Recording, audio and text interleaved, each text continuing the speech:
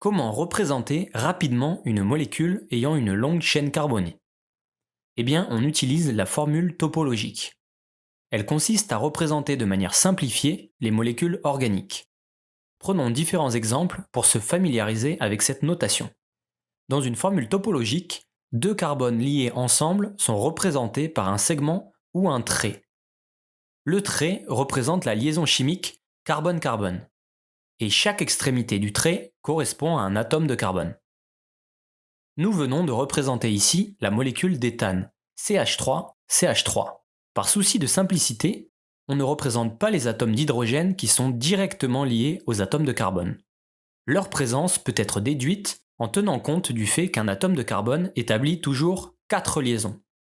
Autrement dit, toute liaison non représentée se fait entre un atome de carbone et un atome d'hydrogène.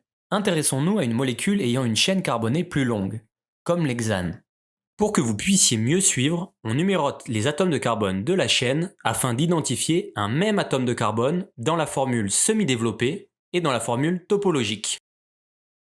On trace de nouveau des segments qui représentent des liaisons carbone-carbone et pour plus de lisibilité, on incline les segments correspondant à deux liaisons successives.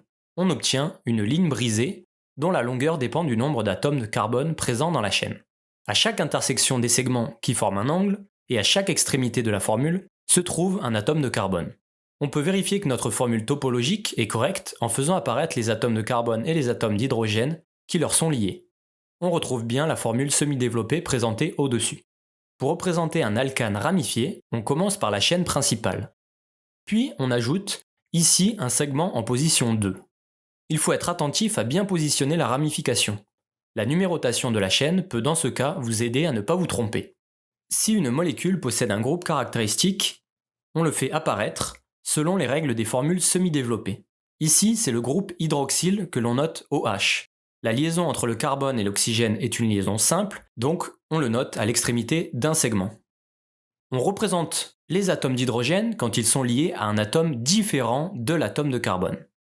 Dans ce dernier exemple, on repère sur la formule semi-développée une liaison double. Sur la formule topologique, on la représente grâce à deux traits parallèles au lieu d'un pour une liaison simple. Pour une liaison triple, on fera apparaître trois traits. Pour finir, nous présentons une molécule ayant un groupe caractéristique avec une liaison double et une ramification. Essayez de dessiner la molécule seule avant de voir la solution. J'espère que vous avez représenté correctement la formule topologique de cette molécule.